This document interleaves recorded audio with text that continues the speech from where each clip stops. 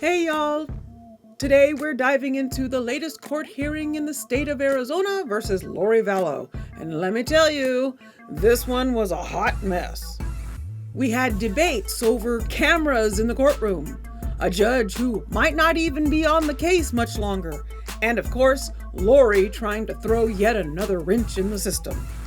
So grab your coffee, grab your snacks, and let's break down everything that went down.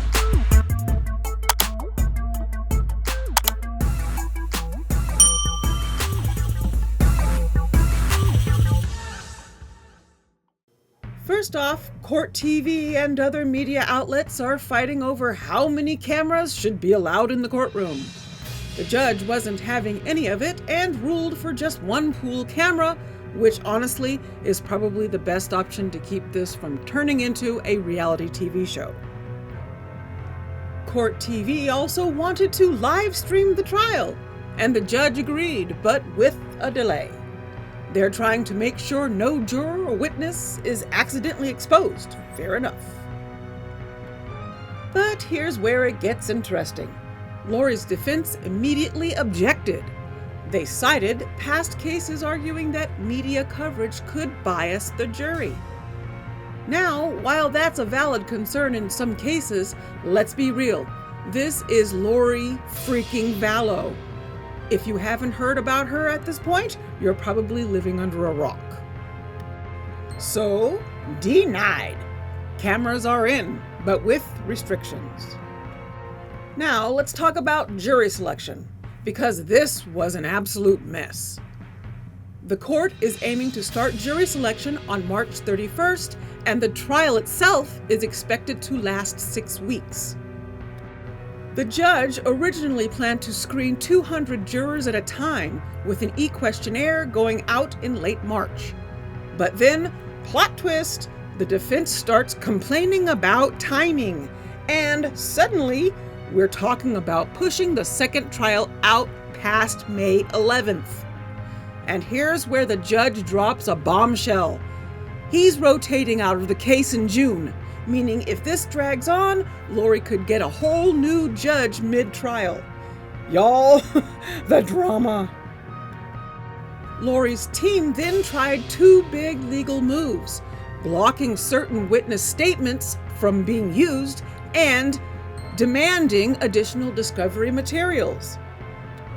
The first move involved trying to exclude statements made by Alex Cox, the guy Lori's been accused of conspiring with to kill multiple people. Lori's team argued that his police interview wasn't hearsay because it just corroborates the circumstances. The judge wasn't buying it. He said they'll review each statement on a case-by-case basis, but overall, he's skeptical of admitting anything recorded hours after the fact. Lori's second move was claiming that there's more evidence out there, including a full 2-hour police interrogation video she swears she saw online, but doesn't have it in discovery. The prosecution says, "We gave you everything we have." The judge, again, not buying it. He tells the state to double check, but he's not forcing them to turn over something they claim doesn't exist. Now, this part was wild. Lori suddenly brings up her right to a speedy trial, even though she's delayed things every step of the way. She claims the state is violating her rights by not scheduling her second trial before May 11th. The prosecution? Visibly annoyed. At one point, you could see the lead prosecutor literally put her hands in a prayer position, probably praying for patience. The judge kind of shrugs and says, "You can't have two trials at the same time." So he denies Lori's motion, sets the second trial for May 12th, and moves on. Honestly, I think Lori just wants to drag this out as long as possible. This woman loves the attention, and as long as she can keep making a spectacle of herself, she's gonna do it. The judge wraps up the hearing with a few final rulings. Jury selection starts March 31st. The trial begins early April. Cameras stay. But with restrictions, Lori's motions mostly denied. Her speedy trial complaint ignored. And with that, court was adjourned. Y'all, this hearing was a prime example of why Lori Vallow's legal strategy is just delaying, distracting, and exhausting everyone involved. The state is ready to move forward, but Lori keeps throwing out roadblocks.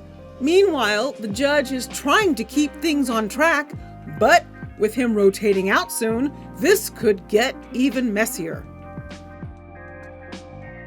So what do y'all think? Will Lori try to push this even further?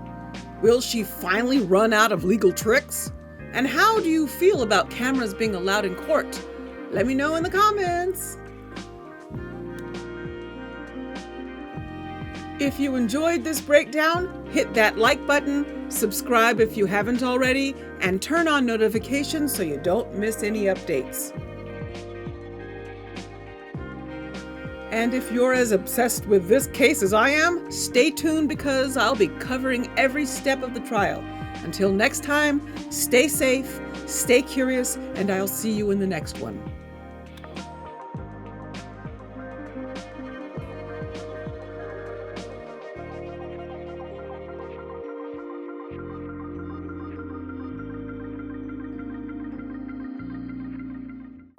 Hey y'all, I have some questions for you. There are so many cases out there, ongoing trials, unsolved mysteries, missing persons cases, and older crimes that deserve more attention. And I want to know, what cases do you want to see me cover? Do you have a trial you've been following? A cold case that still haunts you?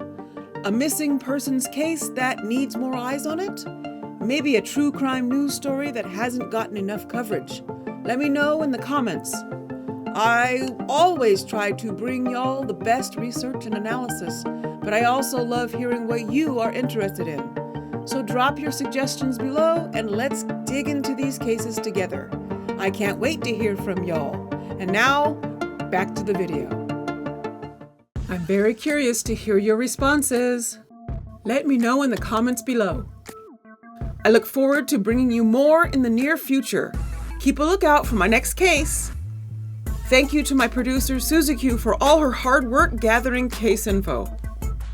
Don't forget to like, subscribe, and click the notification bell.